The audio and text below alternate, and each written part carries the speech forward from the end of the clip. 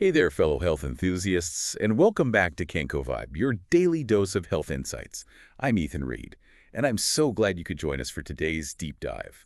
It's all about fad diets versus long-term health. And I'm Grace Morgan, ready to separate fact from fiction when it comes to those tempting quick fixes. And we'll explore together some real strategies for feeling your best. All right, Grace, let's get real for a second. I mean, we've all seen those headlines, the ones that promise like crazy weight loss, all with the latest and greatest fad diet. But how many of us, really how many of us, have actually seen lasting results from those super restrictive plans? You're so right, Ethan. Fad diets, they often set us up for this cycle. You lose some weight, then you gain it right back. And there are even health risks we have to think about. It's interesting, actually. The reason these diets are so hard to stick with is because they're so restrictive, and they're usually not giving your body all the nutrients it needs. Yeah, it's like they're setting us up to fail right from the beginning. I remember trying a juice cleanse a while back and I lost a few pounds. Yeah. But honestly, I was hungry all the time. I felt deprived and I was missing out on so many important nutrients. I felt weak and sluggish. Not exactly a recipe for success. Exactly. Our bodies are these complex systems, They need all sorts of nutrients to really function well. And when we eliminate entire food groups or when we cut our calories way back, we're not giving our bodies what they need to thrive. And that can lead to a lot of problems, nutrient deficiencies, metabolic imbalances, things like that. Okay, so if fad diets aren't the answer, then what is? How can we manage our weight long term without, sacrificing our health and well-being? The key is to shift our mindset. It's not about quick fixes, it's about changing your lifestyle for good. Mhm. Finding a way to eat that nourishes your body, keeps your energy up, and something you can actually stick with. So it's about making healthy habits a part of everyday life. But how do we even start? There's just so much information out there. It's overwhelming. Well, one fundamental principle that's often overlooked is portion control. Portion sizes have just exploded over the years, both at restaurants and even at home. We've gotten so used to these huge servings that we end up overeating without even realizing it. Ugh, I'm so Yeah, guilty of that. Sometimes I finish a restaurant meal and I'm so full I need a nap. I know what you mean. That's why it's so important to be mindful of your portions. A good rule of thumb. Think of a fist-sized portion of fruit, a thumb-sized ounce of cheese, a palm-sized 3 ounces of meat, and a cupped hand of nuts. Those are some really handy visuals. I can definitely see how that would help with portion sizes. But what about when you're eating out? Restaurant plates are massive. That's true, but there are still things you can do. You can ask for a smaller plate, for example, or split an entree with a friend, or box up half your meal to take home. If you're at a fast food place, get a smaller size, or even a kid's meal. You don't have to clean your plate every time. That's a good point. Mhm. We do feel like we have to eat everything sometimes. But it's okay to listen to your body and stop Oh, when you're full. right. It's about making choices. Choices that are good for your health. So we talked about portions. What about the food itself? How do we create meals that are balanced and nutritious? Meals that will help us manage our weight in the long run? It all starts with eating a variety of nutrient-rich foods. Things like lean protein, complex carbs, like whole grains, fruits and vegetables, Yeah. and healthy fats. Okay, so lots of colorful whole foods. Yeah. Got it. What are some good sources of lean protein? Good question. You've got lots of options. Chicken breast, fish beans, lentils, tofu, even Greek yogurt, all great sources of protein that will keep you feeling full and satisfied. And they give your body the nutrients it needs. Wow, so many choices. I love that there's so much variety. You wouldn't get bored. What about complex carbs? Complex carbs give your body energy, and they're full of fiber, which is great for digestion. And it helps you feel fuller longer. Some good examples are whole grains like brown rice, quinoa oats, whole wheat bread, and of course, fruits and vegetables. So it's not about cutting out carbs completely. It's about choosing the right carbs. Exactly. Okay, that makes sense. Now, fats, I know they used to have a bad reputation, but I've heard that some fats are actually good for you. You're right, Ethan. Not all fats are bad. Healthy fats are actually really important for our health. They help with hormone production, cell function, and they even help us absorb certain vitamins. The key is choosing unsaturated fats, oversaturated, and trans fats. Okay, so where do we find these healthy, unsaturated fats? Some of my favorites are avocados, nuts, seeds, olive oil, and fatty fish like salmon and tuna. They're packed with nutrients. So it's all about balance. Yeah, Lean protein, complex carbs, healthy fats. Exactly. Sounds delicious, and definitely something you could stick with long term. It is, and remember, it's not about being perfect. It's not about following strict rules. It's about finding what works for you and enjoying the process. I like that. It's about making healthy choices that fit your life Right. and make you feel good. Right. Now, before we move on, I want to talk about another big part of managing your weight: exercise. Why is exercise so important for long-term results? Exercise is super important for so many reasons. It helps us burn calories, of course, but it goes way beyond that. Exercise builds muscle mass, which boosts your metabolism, so you burn more calories even when you're resting. So the more muscle you have, Yeah, the more calories you burn, even when you're just chilling. exactly. But it's not just physical. Exercise is amazing for your mental and emotional well-being, too. It releases endorphins, which make you feel happier, reduces stress, improves sleep, and it can even help with cravings. Wow, so exercise is like a magic pill for your mind and body. But what if you're not used to exercising? Where do you even begin? Start small. Gradually increase how hard you're working and how long you're exercising. Find activities you enjoy like walking, dancing, swimming, hiking, going to the gym. Just make it fun and something you can stick with. I love that. Make it fun and make it sustainable. So don't force yourself to do workouts you hate. Find things you enjoy that make you want to move your body. Exactly. Aim for at least 150 minutes of moderate intensity exercise or 75 minutes of vigorous intensity exercise every week. Spread it out over a few days. That sounds manageable. Now, are there certain types of exercise that are better for weight loss? Any exercise that gets your heart rate up and works your muscles will help you lose weight, but some might be more effective than others, depending on your goals and your fitness level. High-intensity interval training, HIIT, is really popular these days. It's very efficient and effective. You alternate short bursts of intense exercise with periods of rest or less intense exercise. Sounds intense but efficient. Is HIIT good for everyone? Not necessarily. Talk to your doctor before starting any new exercise program. Especially if you have any health conditions, they can help you figure out what's safe for you. Good advice. Safety first. Now, before we move on to the next part, where we'll talk about creating a healthy kitchen environment, anything else about exercise and weight management? Just remember, exercise is one piece of the puzzle. It's not a magic solution on its own. To really manage your weight and be healthy, you need a holistic approach. A balanced diet, stress management, enough sleep, and overall well-being. So taking care of yourself on all levels, physically, mentally, and emotionally, creating a lifestyle that supports your overall health and happiness. Absolutely. It's about finding that balance where healthy habits become second nature and you feel energized and vibrant and empowered to live your best life. I think that. Yeah. Well said. Okay, we're going to take a quick break, and when we come back, we're going to dive into creating a healthy kitchen environment. Stay tuned. All right, Grace, we've talked about portion control and making sure we get enough lean, protein, complex carbs, and healthy fats in our meals. But I'm sure a lot of people listening are wondering about cravings. Those can be tough to deal with, even when you're really trying to make healthy choices. Oh, cravings are definitely a challenge. But, they don't always come from physical hunger. So it's not just our bodies needing fuel. Right. Sometimes it's emotions, habits, even hormones. Think about it. Ever just grab a bag of chips when you're stressed? Or dive into a pint of ice cream after a rough day? Oh, yeah, totally. When I'm feeling down, nothing beats a big bowl of mac and cheese. Makes me feel better, at least for a little bit. But I know it's not the healthiest way to deal with stress. So how do we manage cravings in a healthy way? One thing that helps is just stopping for a minute, asking yourself, am I really hungry? Or is this just a craving? If it's a craving, try to figure out what's triggering it. Are you stressed, bored, tired, maybe even a little lonely? Once you know what's causing the craving, you can find a healthier way to deal with it. So instead of reaching for chips when I'm stressed, maybe I should go for a walk, listen to some music, or call a friend. Exactly. Finding other ways to cope with those emotions can make a huge difference. And if you're craving something sweet, try some fruit, a little dark chocolate, or a handful of berries instead of that donut or pastry. Those are some great swaps, satisfying your taste buds without totally derailing your progress. Any other strategies for keeping cravings under control? Keep those tempting foods out of sight. If you don't see them, you're less likely to eat them. Out of sight, out of mind. That's a classic for a reason. Maybe it's time to give the kitchen a makeover. Swap out the unhealthy snacks for healthier options. Exactly. Make healthy choices the easy choice. Keep pre-cut fruits and veggies in the fridge. Stock your pantry with nut seeds, whole grain crackers. Have some healthy dips on hand like hummus or guacamole. I love those ideas. Setting yourself up for success by making your environment work for you.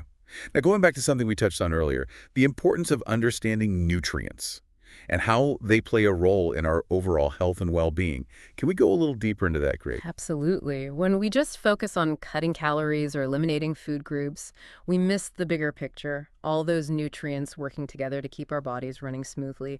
We have our macronutrients, protein, carbohydrates, and fats. Each one is vital for our bodies to function. Okay, let's break it down. Starting with protein, why is it so important? Protein is essential for building and repairing tissues, producing enzymes and hormones, and keeping our immune system strong. It's like the construction crew of our bodies, always busy building, repairing, and maintaining our cells and tissues. So protein is like the foundation for a strong, healthy body. Now, carbs, they've gotten a bad rap lately, but I've also heard they're our main source of energy. You're right, carbs have been unfairly demonized. We actually need carbs to function. They give us the energy to power through our workouts, focus at work, and just go about our day. Now, there are different types of carbs, simple and complex.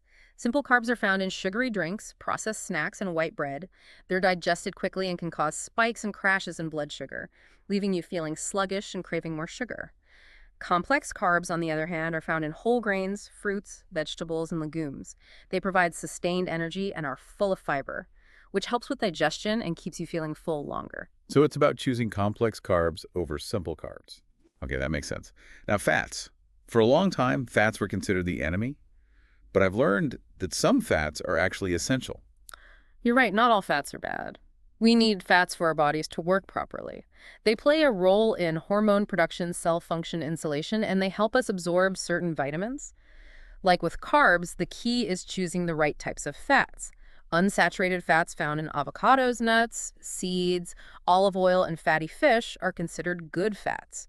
They can actually benefit your heart health, brain function, and overall well-being. Saturated and trans fats are the ones we want to limit. They're found in processed foods, fried foods, and some animal products, and they can contribute to heart disease and other health problems. Choose healthy fats that nourish your body and support your health. Right. Now, we talked about macronutrients. What about micronutrients? What are those and why are they important? Micronutrients are vitamins and minerals. Our bodies need them in smaller amounts than macronutrients, but they're still crucial. They play a role in a ton of bodily functions, from supporting our immune system to maintaining healthy bones and teeth, regulating our metabolism and protecting ourselves from damage. Wow, they sound like little superheroes working behind the scenes to keep our bodies running smoothly. What are some essential vitamins and minerals we should be paying attention to? Vitamin D helps our bodies absorb calcium for strong bones and teeth. Vitamin C is a powerful antioxidant that protects our cells and boosts our immune system. Iron is essential for red blood cell production, which carries oxygen throughout our bodies, giving us energy and vitality, and there are many more. A whole army of micronutrients working tirelessly to keep us healthy. It's incredible to think about all those processes happening in our bodies, Oh. all thanks to these essential nutrients. How can we make sure we're getting all the vitamins and minerals we need? One of the best ways is to eat a variety of fruits and vegetables. Think leafy greens, colorful berries, peppers, and root vegetables. Each color represents different nutrients. So the more diverse your veggie intake, the more diverse your nutrient intake. So eat the rainbow for optimal health. I like that. Now, Grace, we've covered a lot about nutrition, but how do we make these healthy changes stick? It's easy to feel motivated in the moment, but how do we maintain these habits over time? That's a great question. It's one thing to know what to do, but actually doing it consistently is a whole other challenge. One of the most effective strategies is to start small. Focus on one habit at a time. Don't try to change everything overnight. Choose one area you want to improve. Maybe portion control snacking habits or eating more fruits and veggies. Master that habit before moving on to the next. So baby steps building on our successes. Exactly. Creating small wins that build momentum and keep you motivated. Another key is to make healthy choices enjoyable. Experiment with new recipes, explore different cuisines. Find ways to make healthy eating fun instead of a chore. I love that. Making healthy living a lifestyle you love, not a set of rules you dread. Finding joy in nourishing your body and fueling your life with delicious and nutritious foods. Well said. It's about making choices that make you feel good inside and out, physically and emotionally. And remember, it's not about being perfect. It's about progress, not perfection. Be kind to yourself and be flexible. Grace and flexibility. I see what you did there. You got me. Well, I think that's a great place to wrap up this segment. We've explored cravings, the fascinating world of macro and micronutrients, and the power of small, sustainable changes. In the next segment, we'll focus on creating a healthy kitchen environment. Stay tuned for more insightful tips and strategies. Welcome back to KenkoVibe, everyone. So, Grace, you mentioned creating a healthy kitchen environment. What exactly does that mean? It's about setting yourself up for success, making those healthy choices the easiest ones to make. I like that. So it's less about willpower and more about smart design. Exactly. Out of sight, out of mind, right? If you don't have those tempting processed snacks around, you're less likely to eat them.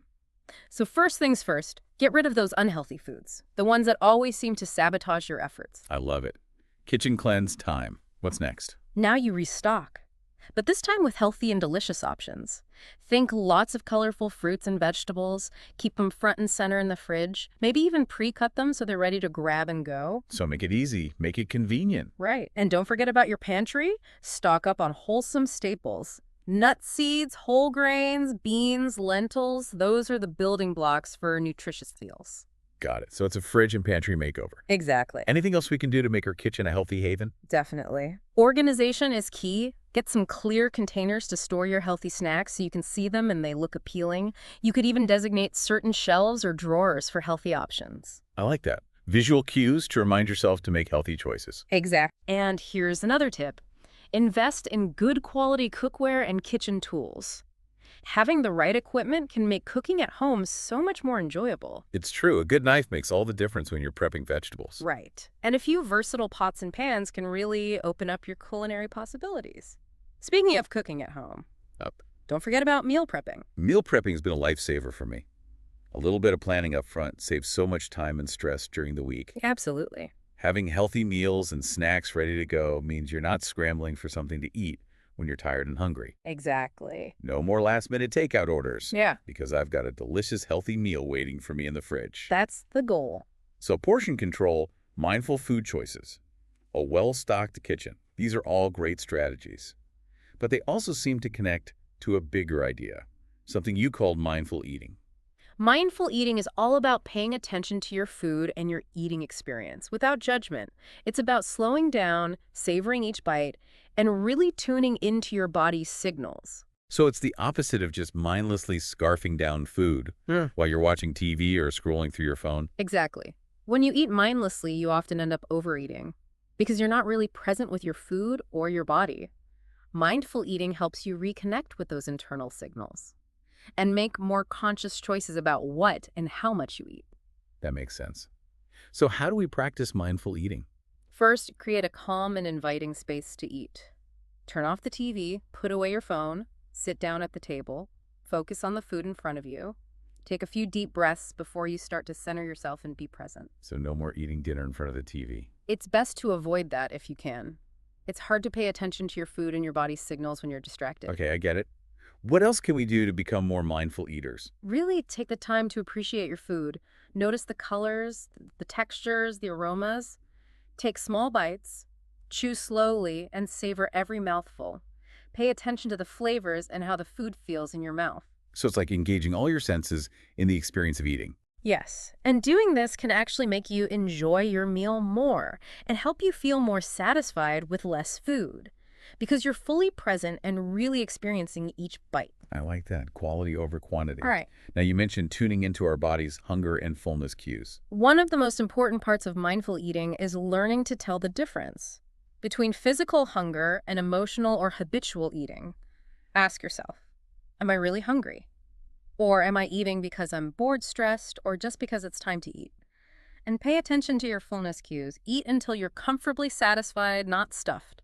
So basically, relearning how to listen to our bodies. Exactly. Our bodies are so wise, they give us signals all the time, but we've gotten so used to ignoring them. We need to reconnect with that innate wisdom. That's powerful. It is. Well, Grace, this has been a fantastic deep dive into sustainable weight management. We've covered so much. Exercise. Any final thoughts for our listeners? It's been a pleasure sharing these strategies with you. To everyone listening, remember, lasting change takes time. Be patient with yourself, enjoy the journey, and celebrate your successes along the way. You can do this. Beautifully said, Grace. And that's a wrap for today's episode of KenkoVibe. I'm Ethan Reed. And I'm Grace Morgan. We hope you found this deep dive into sustainable weight management helpful and inspiring. Remember, healthy living is not about restrictions or complicated rules. It's about making choices that nourish your body, mind, and soul. Choices that make you feel good and fit into your life. And you're not alone on this journey. We're all in this together. Don't forget to subscribe to KenkoVibe for more daily health insights. We'd love to hear from you. Leave a comment. Share this episode with your friends and family. Let's keep the conversation about healthy living going. Until next time, stay well and keep vibing high.